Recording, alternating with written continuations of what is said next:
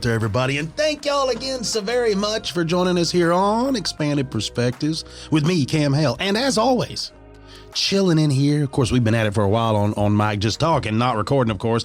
It's Kyle Filson. How's it going, everybody? Yes, I'm here in Skeleton Studios. Yeah, we've been talking for about an hour and a half, just about all kinds of stuff, right? Had a very interesting, I missed a large hog last night. Pretty disappointed in myself. Shaved the pig. Man, I just missed it. And every time there's something like that happens, you're initially kind of angry. And then you reflect back on it. You're like, if I just had my Matthews, it would be a problem. A compound bow. If I just had my 270, this would not be a problem. But no, I'm trying to do it with a recurve. Yeah. And then you go, that's, it's the journey. But then you get back to the house and it's the next day. You're eating breakfast and you're just looking at Instagram. And all I follow are all these hunters. So I'm seeing all these grin and grips. Yeah. And I'm like, but you're doing it with a rifle. But yeah, that's what happened. Good times. Pop-Up is back in physical therapy after his latest fall. He got his stitches out, and he's doing much better. Good to go. We're making more helmet from now on. He hasn't been too happy about having to do the workouts on his legs. My mom said he's complained quite a bit, but if he doesn't want to be in a wheelchair, if he doesn't want to be in a nursing home, he has to. He's got to strengthen his legs. Yep. So that's what he's been doing. Yep. Outside of that, what do you? That's been going on in my world, basically. Taking care of Pop-Up and hunting. What have you been doing?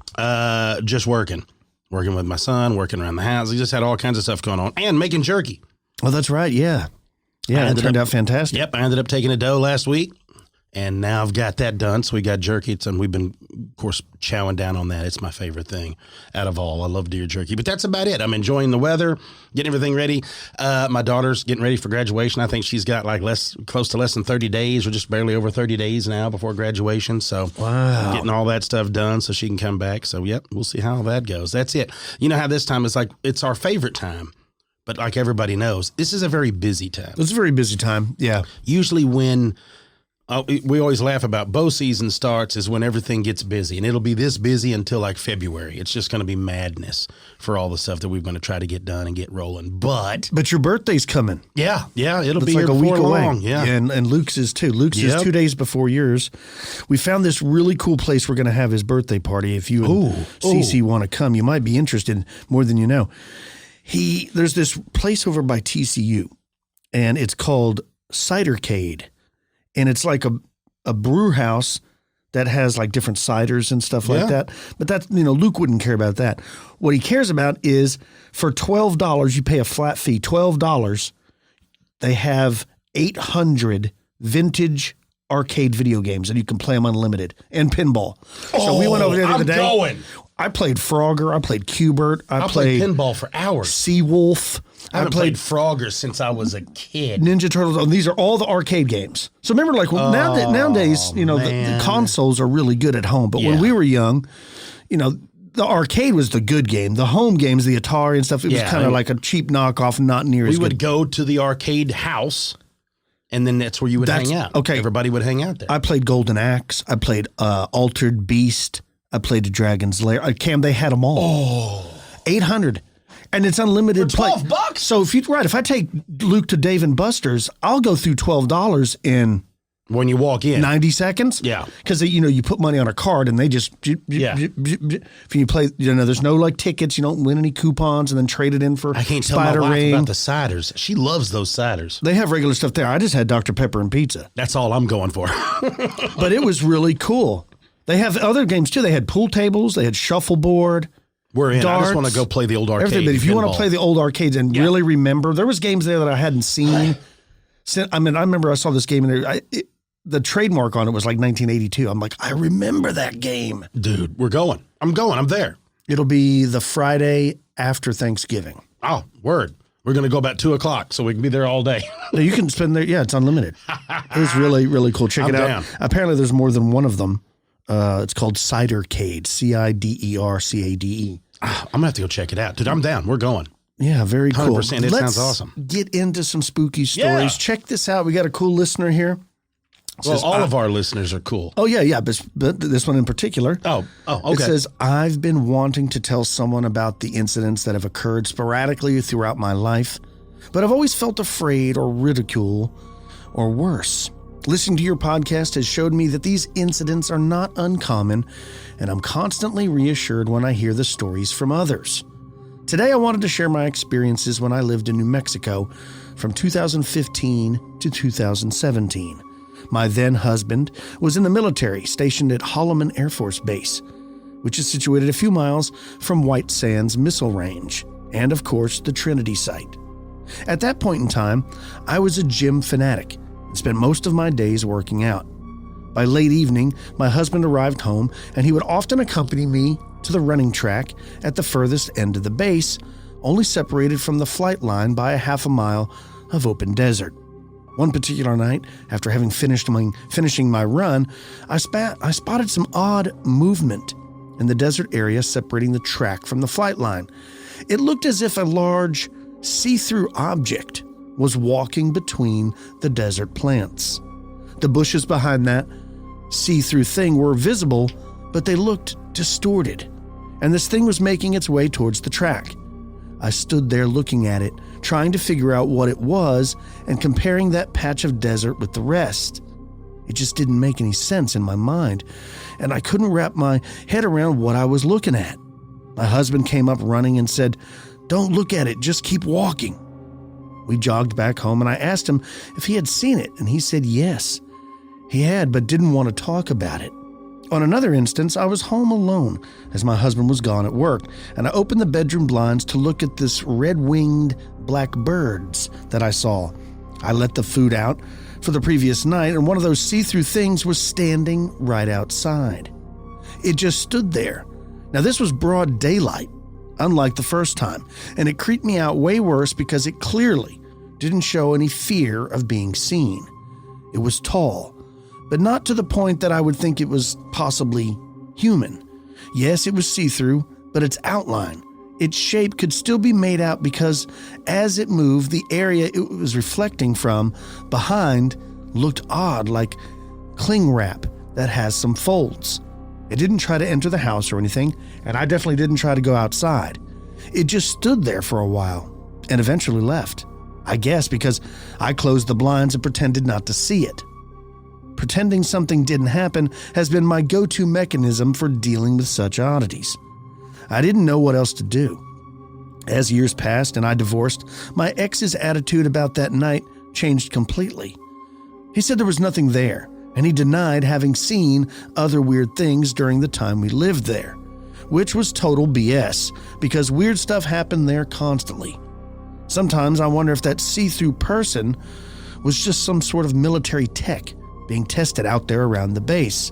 Anyways, that's all I wanted to share today, and I thought I have mentioned this story to my siblings and my current partner, and they can't seem to comprehend, or they simply think I'm making it up. But I know what I saw. Thank you for allowing people to have a safe space to retell their stories. Much love for what you do, MVV. Well, thank you very much. And yes, this is a safe space to share your story. That's what we're here to do, is to share these stories. But again, it sounds like the Glimmer Man. Another one. Again, people mention it looks like cling wrap, right? Cellophane. That's the way they describe it. Yeah. And I don't know. But, I mean, it just stood there. She saw it walking the other time. I saw a strange video on Instagram recently where it looked like a security camera caught a Glimmer Man moving through the backyard. But what is it? Like we said, if it was military tech, I find it hard to believe that they would try to prank civilians. Oh, yeah. You wouldn't be in somebody's house. I mean, if they found out, then the top secret technology you've been working on is over. Yeah. They wouldn't do that. Not just that. I mean, that's the reason Navy SEALs don't just conduct missions, practice runs on people's homes and in town without other people knowing, right? Like under controlled environment, because otherwise they're not learning anything. Yeah. It's so strange, but yet it's still one of my all-time favorite things. Yeah, me too. The Glimmer Man. And it's just snowballed. It is really, there are more and more sightings, and more people are coming forward to let everything know that this isn't so much one-off as what we all initially thought a few years ago. Yeah, well, for whatever reason, people keep contacting us, wanting us to tell Glimmer Man stories. When we were just on the DU podcast, they wanted us to talk about Glimmer Man sightings. We're going to be on the Belief Hole podcast coming up, and I think they want us to talk about Glimmer Man. Our A game. So I don't know what it is. I guess we are the go-to spot for Glimmer Man sightings here in Phantoms and Monsters. That's right. Yeah. Right? Us and Lon. That's it. Speaking of Lon, he knows how I love headlines, so he fired this over here just so I could harass you, Mr. Filson. You're going to enjoy this. There was a sighting, or an observation, rather, in Greensburg, Indiana, of a 6-foot-tall, purple-colored, bat-winged humanoid. Well, yeah. Okay. If that's not a headline that gets your attention, there's not one that will. This incident happened around 9 years ago in 2014 during the summer. At the time, we lived in a small subdivision near Greensburg, Indiana in Decatur County. My house was in front of a small forest area, so the backyard is a large clearing with lots of trees behind it, which is bordered by a fence my father built. Now in the backyard, there's also a greenhouse and a shed. Behind the trees, there's a smaller trailer home park. I remember going outside on a cloudy day to get my dog since he was outside, and he was outside for way longer than usual, so I kind of got worried and went out and took a look. As I went down the balcony steps to go into the backyard, my dog instantly ran towards the trees and started to bark. I looked up at the trees and saw a purplish-colored humanoid figure about 6 foot tall with wings. The creature most likely saw me, and it climbed through the trees and bushes and attempted to fly up, but it couldn't since the treetop was so thick. So I ran up the stairs to the balcony and watched my dog continue to bark. The creature had disappeared, so I was worried about where it might have gone. Now, I'm not sure what happened after this, as my memory's quite foggy of this incident, but I'm guessing that I ran inside and hid. I have no idea what this was, but I was intrigued by winged humanoid sightings in Chicago, and so I thought I would turn this over to you. Now, the shade of this being was distinctly purple in color, and the membrane wings were bat-shaped. The head was fairly large compared to the body, but that was the extent of any detail that I could see. It never made any sounds, and I didn't see the wings fully unfurled. Thanks, C. Now, here's something that I find interesting. C points out that the memory is a little foggy. Oh, yeah? Right? You remember what it starts saying? It's like, look, I'm not really sure because it's quite foggy of this incident. So then it leads me to believe that we get those reports when alien abductions come along. Yeah, right. So what the heck happened? Did they see a purplish-hued humanoid bat creature there in Indiana, or was it possibly... Now, the dog reacted. Yeah. And this thing moved through the brush and couldn't fly up and all of this. But then your memory gets foggy. Like it's either the color too, like the dark purple. It makes me think of like a gargoyle. Yes, but that's only because of movies. Yeah, it's because of artwork. Maybe it's a demon. I mean, because if you go back to ancient artwork and iconography, there are creatures, demons in that iconography, and that's what they look like. A dark, deep purple, bat-winged humanoid. So like maybe we're seeing them then. Which is what led to them being carved. And that's why people are still seeing them now. But they've always been around. I like to believe that. Well, it's creepy. I know that I would not want to see it. No. I don't want to see one, but I would love to. I just like to believe it's all true, but yeah. Yeah, well, speaking of bat-winged flying things, let's take a break. And when we get back from the break, I got a couple cool stories, one including a possible Jersey Devil sighting. Stick with us, folks. You're listening to Expanded Perspectives.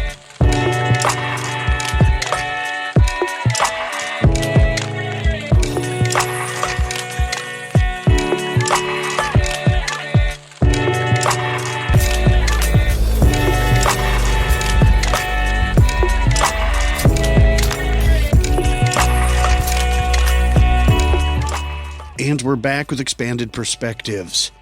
I've got some strange stories I'd like to share with you today. So without beating around the bush, let's just get into it. Check this out. It says, my name is Roger, and I grew up in upstate New York, in a town known as Seneca Falls. I was 10 years old during this event, which occurred in the winter of 2006. Ever since it happened, I've found it challenging to discuss with anyone, including my family, who also experienced it. Sometimes, I'll randomly start laughing due to how uncomfortable the whole thing makes me feel. That's something I've always done when I'm overly nervous. It all started during a power outage that happened while I was on winter break. My younger brother Chad, who was 7 years old, was playing video games besides me. I can't remember which video game we were playing, but I remember getting very upset because the outage lost my progress. The electricity went out every once in a while, but almost always returned a minute or two later. Soon, my mom entered the room, handed us sweatshirts, and then wrapped a blanket around each of our shoulders. She was always so on top of things like that when we were kids. She really was a good mom. I guarantee the first thing that went through her head was that she couldn't allow her children to freeze to death. I distinctly remember my dad talking on the phone with the electricity company, insisting that our power was out. It sounded likely they were arguing otherwise, stating that our area was fully up and running. After my dad went out to check the circuit breaker, I could tell that he was getting increasingly more irritated. He demanded that they send someone over so he could prove to them that something was wrong. The three of us huddled together on the family room couch while my dad fetched some candles from the kitchen. "Hey guys, do me a favor and stay in here until we get this all sorted out," my dad said as he re-entered the room. "I don't want you tripping near the steps." "They've been right here the whole time," my mom said. My dad appeared confused. He looked like he was about to argue otherwise, but then quickly concluded he must have imagined whatever he thought he heard. Soon, Chad went to use the closest bathroom. And it was when he opened the door that he started screaming. I had never heard him make a noise like that before. I couldn't tell if he was injured, terrified, or both. Both of my parents jumped up and ran out of the room. "Honey, what's the matter?" I could hear my mom say from the end of the hallway. "Someone's in here," Chad said. "They went into your room." "Hello?" my dad called out at a moment later. I think he might have been wondering if the maintenance worker had arrived, though that wouldn't have been very strange for them to just enter the house unannounced. "Hello?" my dad called out again, but there was still no answer. Soon, Mom escorted Chad back into the family room and sat him back down on the couch. It seemed that Dad had continued investigating just to be extra cautious. "Sometimes the shadows caused by candlelight can play tricks on us," Mom playfully said to Chad while she rubbed his back. "It wasn't a shadow," Chad said. "It was a strange man, and he wasn't wearing any clothes. He leaped by the bathroom right after I opened the door." My mom didn't respond right away. I could tell by the look on her face that she thought that was an incredibly odd thing for a child to imagine. She was a little creeped out and at a loss for words. She was about to say something when we suddenly heard the door open. Initially, we all assumed Dad had gone outside to greet the arriving maintenance worker. But after a few minutes, with a cold draft circulating in the family room, my mom got up to see what was going on. "Stay here," she said to both of us as she repositioned her blanket around her torso. "Rick?" we heard my mom call out from the doorway. "Rick?" After a few minutes, the door closed, and my brother and I expected our mom to re-enter the family room with an update of whatever was going on. But there was none of that, just silence. Chad kept looking over his shoulder, apparently worried that the nude stranger that he thought he saw was going to reappear.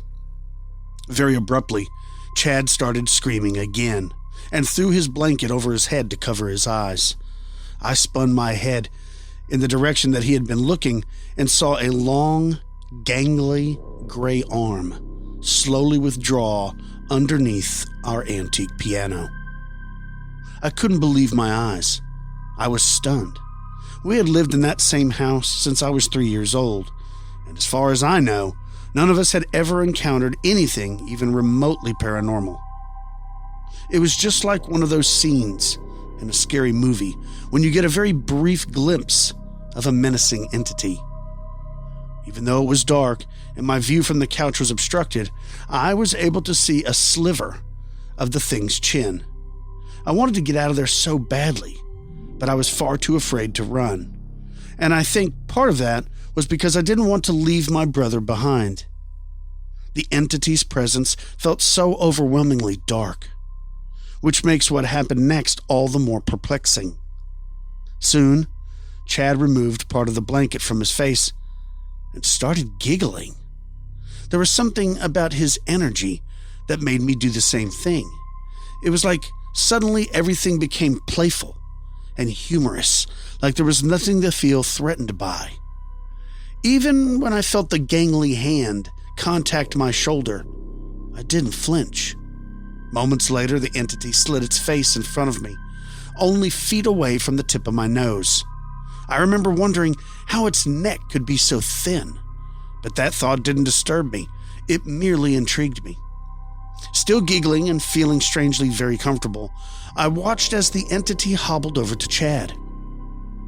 This is just my interpretation, but it looked as though the naked being was inspecting my brother's eyes, like it was very curious about his facial features. This routine lasted for what felt like a significant amount of time. Occasionally, a millisecond would go by where I felt so terrified that I was on the verge of jumping out of my skin. But then, those previous joyful feelings quickly regained control. Like something was in control of my mind.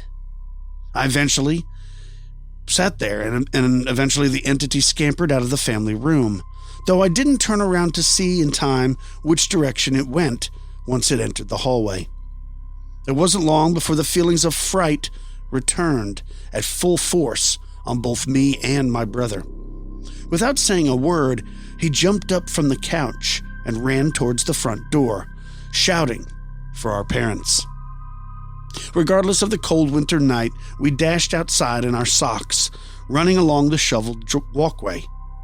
I vividly remember pondering why all of the neighbors' electricity appeared to be functioning, but of course, I was more concerned with making sure the gangly entity was nowhere near. Our parents were nowhere in sight, and they weren't responding to our calls. Eventually, we made our way into the backyard and found our mom, still wrapped in her blanket, staring into the woods. "Mom? Mom?" we shouted from the back patio. It was so strange how she wasn't turning around to acknowledge us. She just continued to stand there, entirely still, as though she was waiting for someone. "Where's Dad?" I called out, but she still wouldn't answer. I was just about to step barefoot into the snow just as the doorbell rang. I knew it had to be the maintenance worker, so I grabbed my brother's hand and ran him back around to the front of the house. "Hey there, are your parents around?" the electrician said after spotting us. I could tell he thought it was rather strange that we were outside, without shoes, in the winter. I was very slow to respond. I felt as though I had just been under hypnosis or some other form of mind control. It was too challenging to get the necessary words out, so I merely pointed to the backyard. Chad was also silent, presumably experiencing similar after effects of being in the presence of that mysterious entity. Because the man seemed to be the most lucid one of everyone at the house, my brother and I decided to trail closely behind him. While we walked around the side of our house, the electrician nearly bumped into both of my parents. "Oh, hey there," my dad said. Surprisingly, aside from feeling cold, my parents seemed as casual as ever. Of course, I was so confused by this. Where had Dad just been? And why had Mom been ignoring us while I called out to her in the backyard? "What are you guys doing out here in your socks?" my mom said, startled but trying to maintain her composure in front of our guest. "Let's get the two of you inside." It was while all 5 of us were entering our house that we noticed the lights were on. "Oh, I see you already fixed it," my dad said. "What was the issue?" The electrician said, "I haven't touched anything." Shrugging his shoulders, my parents glanced at one another, silently concluding that it must have been none other than a temporary glitch. I have no recollection whether my dad still had to pay the electrician for coming out there or not, but they sent him on his way. Strangely enough, Neither one of my parents had any memory of being outside for an extended period. But my brother remembered things exactly as I did. It's something we've occasionally talked about our entire lives. Immediately after the incident, we spent a bit of time begging our parents to move us out of that house, but they wouldn't budge, often stating how we had some wild imaginations. The way my mom remembers it is that she stepped outside for 2 seconds to notify my dad that the electrician had just pulled up. My dad claims he stepped outside only to step onto the street and check if any of our neighbors' lights appeared to be out. If my brother hadn't been there to reinforce my recount, I probably would have thought that I had a momentary loss of my mind, which would have also been scary as hell. What do I think my brother and I encountered? After doing a good amount of research throughout the years, I believe we were approached by what is known as the Rake.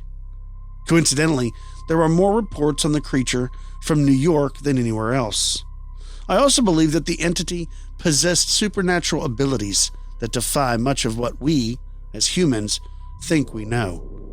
For example, it's clear to me and my brother that the Rake was somehow able to manipulate the perceivable passing of time for whoever is around it. Also, it seems it can wipe or alter people's memories. My mom had no recollection whatsoever that she was staring into the woods, seemingly ignoring her children. And who knows where my dad was during that entire time. But beyond all that, what were the entity's intentions? Where did it come from? And why did it choose to visit our house? Does this sort of thing occur frequently? Most people don't maintain their memories of it. For a long time after that, Chad and I struggled to fall asleep at night, as you could imagine. Although we didn't share a bedroom, it wasn't rare for my little brother to sneak into my room with a blanket and curl up on the carpeted floor. I certainly didn't mind having the extra set of eyes to watch for unwanted visitors. As far as I know, the mysterious entity never revisited us, but it's because of it that I sleep with a gun in my bedside drawer. Every time I hear my daughter abruptly call out for me, or her mom in the middle of the night, I'm prepared for anything. Wow, what a crazy experience, right? The Rake or something like that, a golem-like creature. And again, it's not a time slip but for the experiencer or the experiencers. There's like a loss in time. It's like for them, the whole ordeal was a few minutes, but for his parents, they don't even remember anything. They were like, I was only outside for 2 seconds. You know, what is going on? And also scary is they were frightened by the thing originally, but then somehow they were tricked into giggling and laughing and being happy. And then when it left, the fear came back. It was like it's able to manipulate your fear. That part almost sounds Fae-like or even alien abduction-like. Like perhaps it wasn't a Rake. Perhaps it was an alien abduction. It was a gray.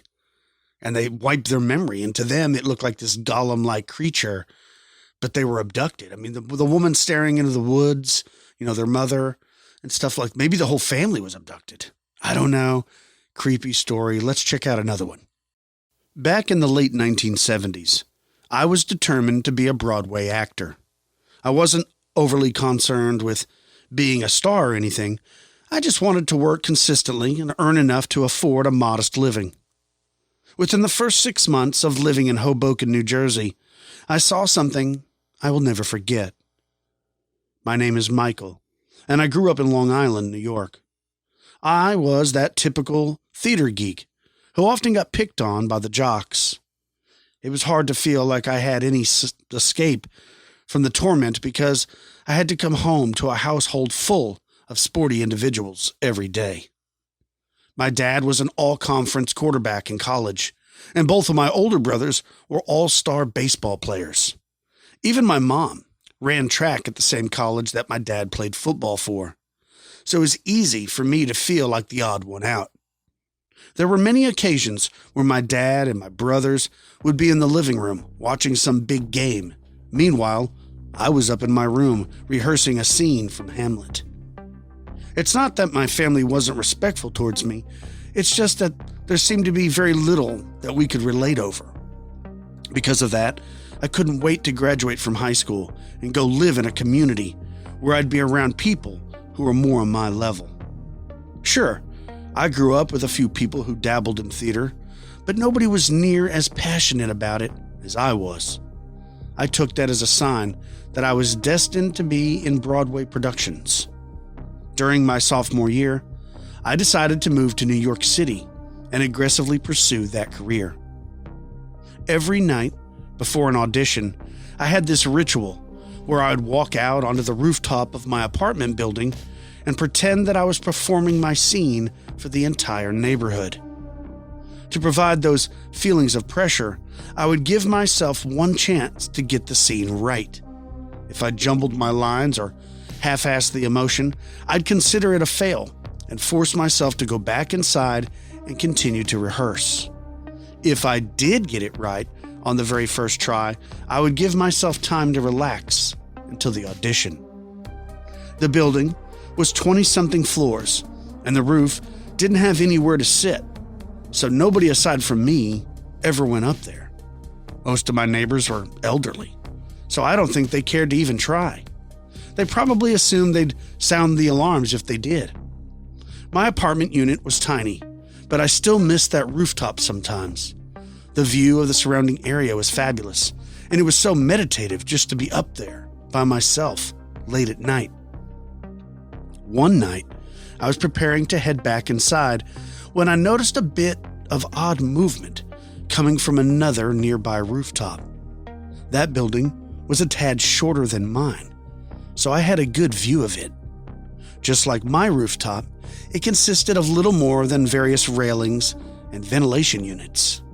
The dark shape appeared to have just climbed onto the roof from the side of the building furthest from me.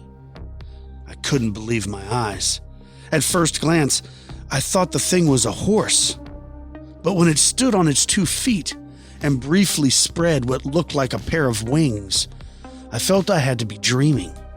Without making any noise, it took a few steps towards the center of the roof, and I saw what it had tucked in its left arm. Although I was a considerable distance away, there was no question that it was the limp body of a child. Most likely, a little boy. Judging from their size, they couldn't have been any older than the age of 3. I wanted to believe that perhaps this bizarre beast was trying to help the child somehow, but I instantly knew otherwise when I watched it bite a chunk of flesh, what looked like from the child's leg. "Hey!" I couldn't help but blurt out, causing this strange-looking creature to look up at me. I then ran back inside, rushed down to the street level. My instincts told me that the only safe place to be was in public, with cars passing by. I headed straight for the payphone that was outside the nearest diner and called the police. Since the sighting sounded so insane, I didn't want to provide my name, so I merely told them that I saw a possible kidnapper on the rooftop of the building across from mine. After I gave those details, I hung up and hung out at the diner for a while, sipping on a cup of coffee.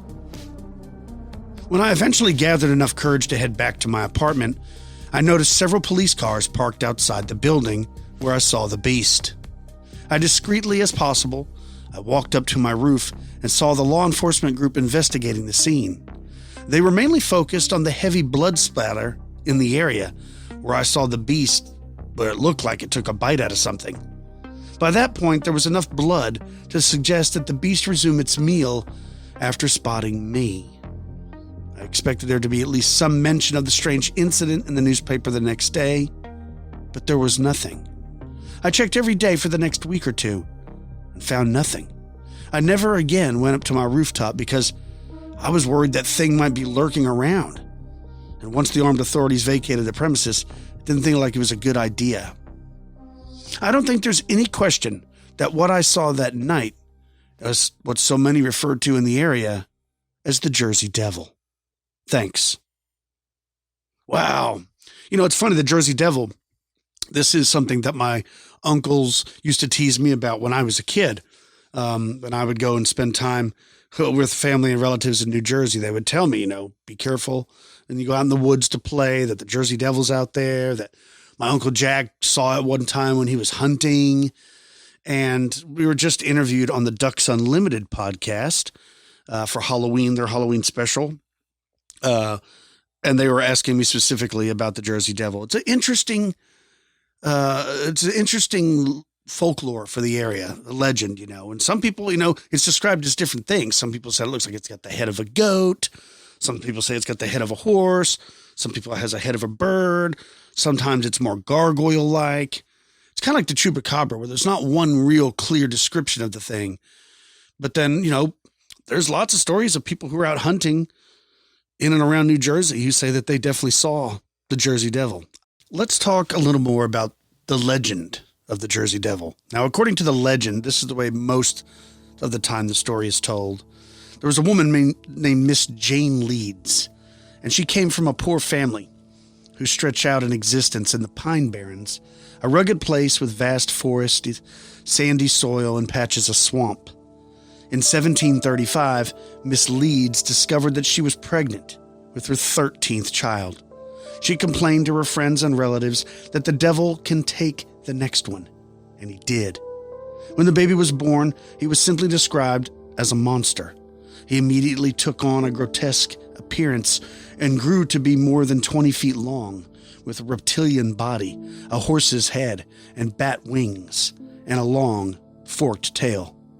He thrashed about the Leeds home for a bit and then vanished up the chimney. The creature, now called the Jersey Devil, was dubbed, and it began haunting the Pine Barrens of New Jersey. As the legend spread, even grown men declined to venture out at night. It was said that the beast carried off large dogs, geese, cats, small livestock, and even occasional children. The children were never seen again, but the animal remains were often found. The devil was also said to dry up the milk of cows by breathing on them and to kill off the fish in the streams, threatening the livelihood of the entire region. In 1740, the frightened residents began to beg a local minister to exorcise the creature, and the stories stated that the exorcism would last 100 years. However, the devil returned to the Pine Barrens on at least 2 more occasions before the century was over. It is said that naval hero Commodore Stephen Decatur visited the Hanover Iron Works in the Barrens in 1800 to test the plant's cannonballs. One day, while on the firing range, he noticed a strange creature winging it overhead. Taking aim, he fired at the monster, and while some say that his shot struck it, the devil continued on its path. The second sighting took place a few years later, and this time the devil was seen by another respected witness, Joseph Bonaparte, the former king of Spain and the brother of Napoleon. He leased a country house near Bordertown from 1816 to 1839, and he reported seeing the Jersey Devil while hunting game one day, while out in where else? The Pine Barrens. In 1840, as the minister warned, the devil returned and brought terror to the region once again. It snatched sheep up from their pens and preyed on children who lingered outside after sunset. People all across southern Jersey locked their doors and hung a lantern on the doorstep, hoping to keep the Jersey Devil away. The stories continued to be told, and the lore of the devil was recalled throughout the 1800s, although actual sightings of the creature were very few. Then, in 1909, the Jersey Devil returned again, and literally thousands of people spotted the monster or saw his footprints. It became so bad that the schools closed and people refused to go outside. A police officer named James Sackville spotted the monster while walking his beat one night. He was passing along a dark alley when a winged creature hopped into the street and let out a horrific scream. Sackville fired his revolver at the beast, but it spread its wings and took off into the air. In spite of the sightings, the beast was always considered a regional legend until the bizarre flap in 1909, which even the most skeptical researchers admit contains authentic elements of the unexplained. Many people saw the creature during the month of January, including E.W. Minister, the postmaster of Bristol, Pennsylvania, which is just over the New Jersey border. He stated that he awoke around 2 a.m. and heard an eerie, almost supernatural sound coming from the direction of the Delaware River. He looked out his window and saw what looked like a large crane that was flying diagonally and emitting a curious glow. The creature had a long neck that was thrust forward in flight, thin wings, long back legs, and shorter ones in the front. The creature let out a combination of a squawk and whistle and then disappeared into the darkness. On January 19, 1909, Mr. and Miss Nelson Evans were awakened in the early morning by the sound of a large animal on their roof of their shed. They described it as about 3.5 feet high, with a face like a collie and the head like a horse.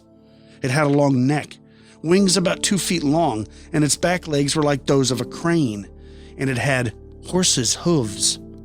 It walked on its back legs and held up 2 short front legs with paws on them. One afternoon of that same week, a Miss J.W. White was taking clothes off her line when she noticed a strange creature huddled in the corner of her yard. She screamed and fainted, and her husband rushed out the back door to find his wife on the ground and the devil close by. She chased the monster with a clothesline prop, and it leapt over the fence and vanished. A short time later, the creature struck again. This time it attacked a dog belonging to Miss Mary Sobrinsky in South Camden.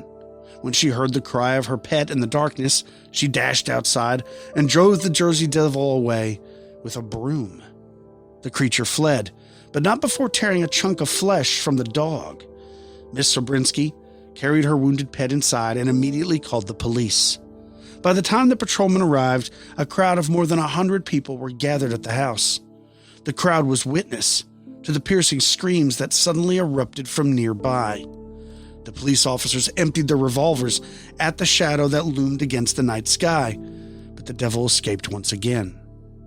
Eyewitness accounts of the devil filled the newspapers, as well as photos and reports of cloven footprints that had been found in people's yards, woods, and parking lots. The Philadelphia Zoo offered a $10,000 reward for the capture of the devil, but there were no takers.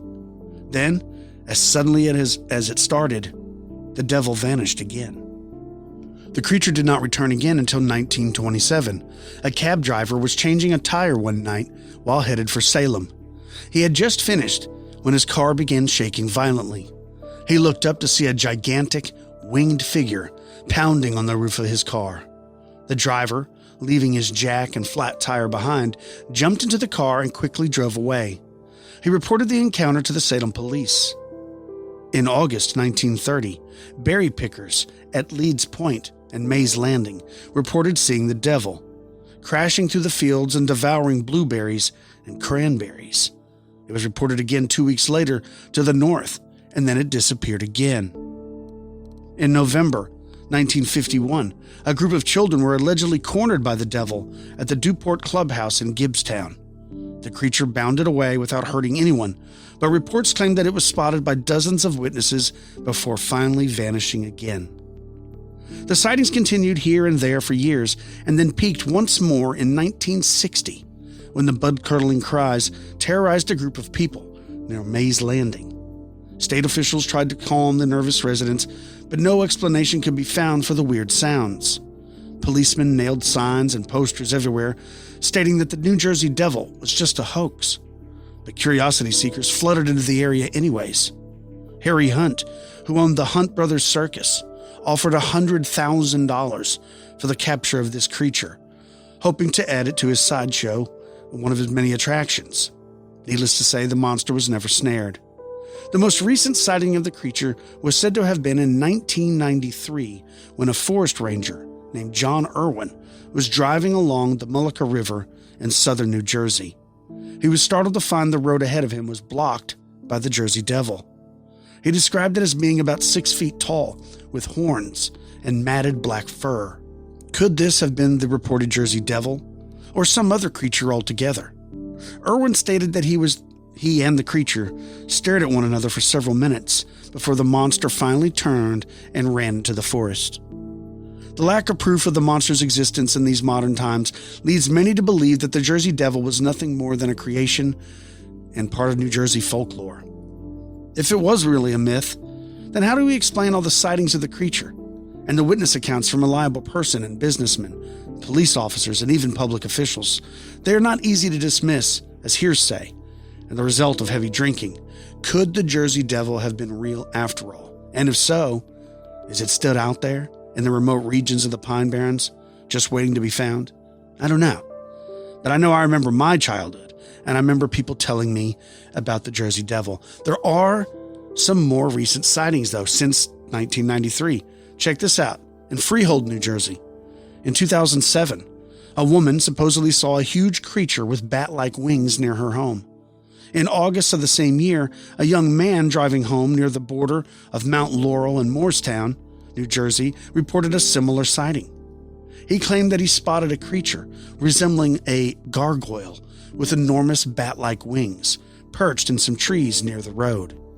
And then again, on January 23rd, 2008, the Jersey Devil was spotted again, and this time in Litchfield, Pennsylvania, by a local resident that claims to have seen the creature come barreling out of the roof of his barn.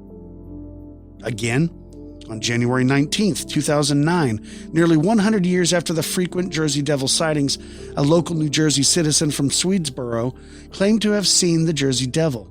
He was driving towards Woodstown at night and saw a large creature fly in front of his car. At first, he thought it was a deer, so he slammed on the brakes. But he then realized that the creature was flying and was much, much larger than a deer. The shape of the creature was unclear. The creature swiftly flew across the street and disappeared into the darkness of the woods. Another time, in September 2009, a young man driving home on Interstate 80 near Parsippany, New Jersey, claimed spotting what he saw as a black, long-necked creature with a long tail run across the road and disappear into the darkness on the other side of the road. And there's numerous other sightings that haven't been, reported to the newspaper. A lot of people see them and they don't come forward. Like my Uncle Jack claims he saw it. He never reported it anywhere. He just told us, or he was just messing around. But what are they seeing? Is it just a farmer who's confused and it was a large owl coming out of his barn? Did somebody see some strange black bear with mange run across the road and they thought it was devil? Because there's lots of black bears in New Jersey. Is it all misidentification? Or is it something else? I don't know. I hope you enjoyed these stories. Let's take a break. You're listening to Expanded Perspectives.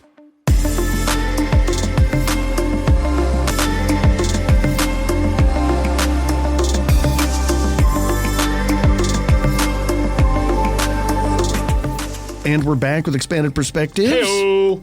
Very cool stories and sightings. I don't know what people are seeing, but I've got another Glimmer Man sighting right here. Check this out. It says, I wanted to share my account regarding a predator-like being. It was sometime around 2006 or 2007, and my kids and my friends were having a campfire in the yard right outside of our home. We live outside of our town and have wooded areas all around us, on the edge of the Adirondack Mountains in the state of New York. Off the deck of the house was a fire ring with a small above-ground pool. Next to that, our property is lined with white pine trees, which are quite big and very branchy. The woods behind the pool go back quite a ways, and the pine trees are continuous throughout the woods. I had just brought out some marshmallows for the fire and sat in a chair with my back to the side of the property with the trees that are leading into the woods. To my right, it was light out, and I sat listening to the chatter from the kids while we gazed into the woods just trying to relax. There was no wind or breeze, and it was very, very quiet. I noticed a movement in the trees to my right, up in the branches that were just behind the pool. I stared at the area because I saw something move, but I saw nothing was there. As I stared, I started to see some kind of movement, but it was like the branches and pine needles moved instead of an animal or being, which didn't make much sense. I watched for about a minute when the movement leaped, for a lack of a better word, to the next tree that was closer to us. There was no noise and no swaying of branches like one would expect if there was weight on the tree. As I watched, I noticed that I was seeing pixels, like in a digital picture, moving. I made out the shape of something that had arms and legs and a head, but it wasn't quite human-like.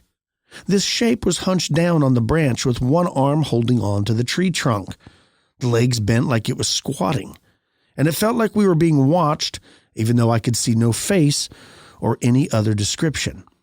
It was just pixelated movements in the shape of a being. It had moved closer to us and was in the tree on our side of the pool now. When I realized how close it was, I told the kids that it was time to go inside. They fussed a little bit, but I insisted that they go inside. Right then, my son saw me looking up in the trees and asked, of course, "What are you looking at?" I told him, "Oh, it's nothing." I did not take my eyes off of the shape, and as soon as the kids got out and moved up and moved towards the deck to go inside, the shape moved from the branch. It was moving back to the tree where I first noticed it. The movement was so fast, so effortless, and so silent that I got scared. Then it vanished into the woods, moving from tree limb to tree limb, and it was gone in just a matter of seconds. Nothing.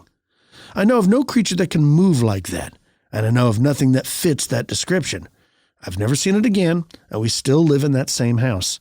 We all have eerie feelings about the woods behind the house, and that feeling remains with us to this day.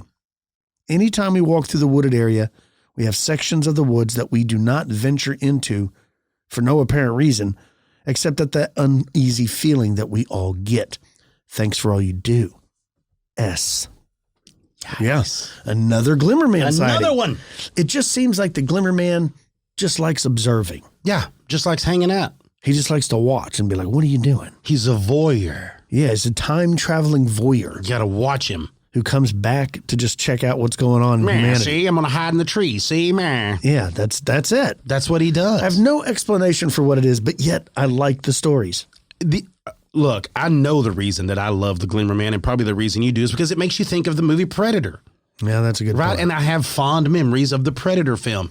Look, I've got a wild story here for you, but it's fitting with a bunch of stuff that we have covered throughout all these years. I want you to listen to this. It says, I live in Eastern Washington, and I'm a 27-year firefighter paramedic veteran.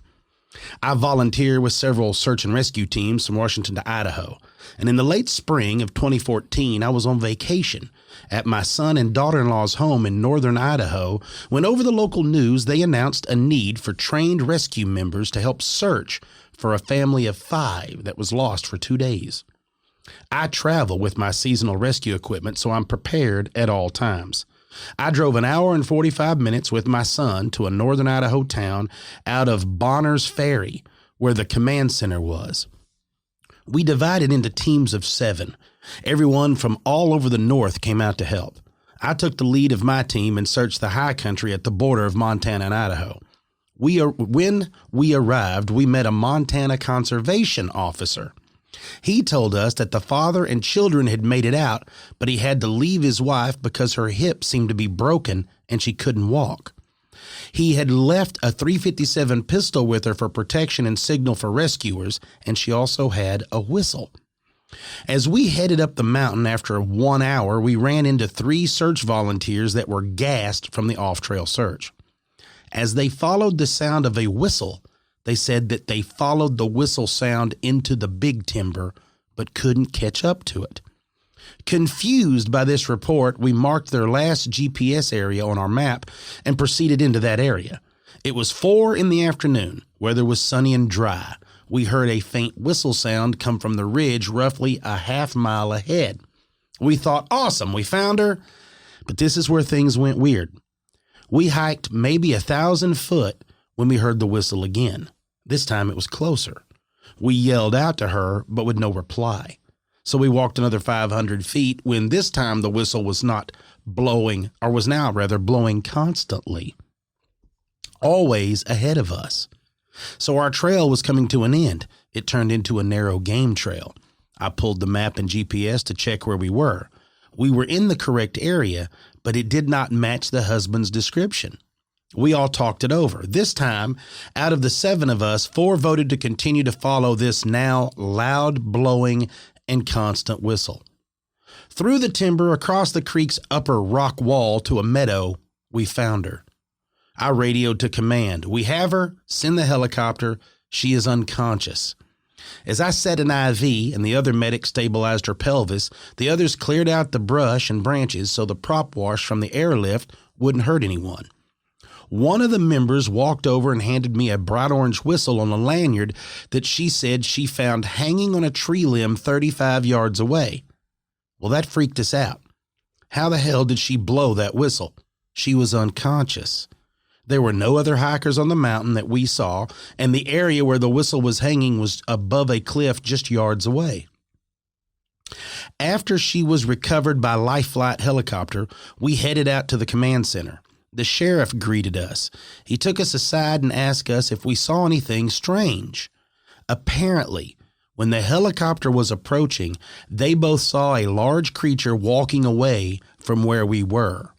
We told them about the traveling whistle and how it kept moving as we followed, and that's how we found the victim. Now, I've heard stories of people being helped by these creatures, or Bigfoot, as you call them. There are 9 of us, a sheriff, 2 firefighters, myself, and others, who experienced this exact wonder. Wow. So Bigfoot may have possibly led them to this unconscious woman. Well, and how many stories? With the whistle. How many stories have we heard? I would say, like, while you were reading the story, all I could think of was like puckwudgies. Oh, yeah. The Fae are trying to play tricks on you, lure you into danger, you know? Yeah. But then it turns out, I don't know, but the whistling. I mean, even your son heard the whistling. Every time the whistling comes up, I think about what Roll heard out there in New Mexico, and it's crazy. How can you not? Yeah, it's crazy. Man, that is a strange So maybe it story. is. Maybe he saved them. Bigfoot saved some folks. I like to believe, and I know we've talked about this at length, I like to believe his Bigfoot is like the forest hippie. He's there to just take care of everything, right? He's the overseer of it. That's the way I like my Bigfoot. Yeah, I agree with you 100%. I think I think he's a gentle giant and very, very nice. And I know it's like a silly romantic thing, right? But it does feel that way. I do like that feeling of Bigfoot being like that. Yeah, me too. If you have any cool stories you'd like to share with me and Cam and the listeners, do not hesitate. You can email the show, expandedperspectives@yahoo.com. You can also call the show, 888-393-2783. Cam, what do you got going on the rest of your week? I have no idea. I'm going to wait and find out what the fam tells me. I'm sure they've got something all tangled up with what they need, so I'm not even making any plans this I got week. you. Are you going out of town at all? No. The next couple of weeks? No. Well, that's We're good. not. We're just going to do Everybody coming here? Yeah, we're all getting together at they have one of the nieces, they have a place picked of where we're going to do our Thanksgiving, because there's a pile of us. Yeah. So it'll be a huge group of us for that deal. But yeah, that's what's going down. So yeah, I'm just going to probably be cooking. They've asked me to do some cooking. I'm going to do some homemade fried pies when it comes time for that. And I don't know what else, but I'm making jerky. Yeah. And I'm going to make some summer sausage next. I can't wait. So that's pretty cool. That'll be on the lineup. Awesome. Well, before we get out of here, let's thank our wonderful sponsors. Yes. AG1 is the supplement that we trust to provide and support our body's daily needs, and that's why they've been a partner with us so long. You need to check them out. If you want to take ownership of your health, it starts with AG1.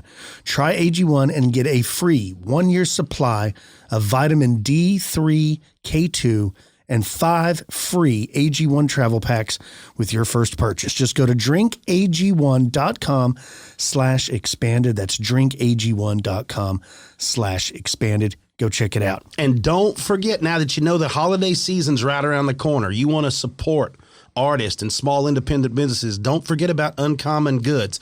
Super simple. Be the person that gives the gift that takes everybody aback, right? That's what you want. You want to stand out like that. And we're going to help you do that.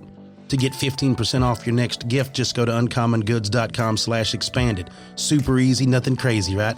uncommongoods.com/expanded for 15% off. That's right. And if you're looking for something to help you break some of your bad habits, try Fume.com and use the code EXPANDED to save 10% off when you get the Journey Pack today.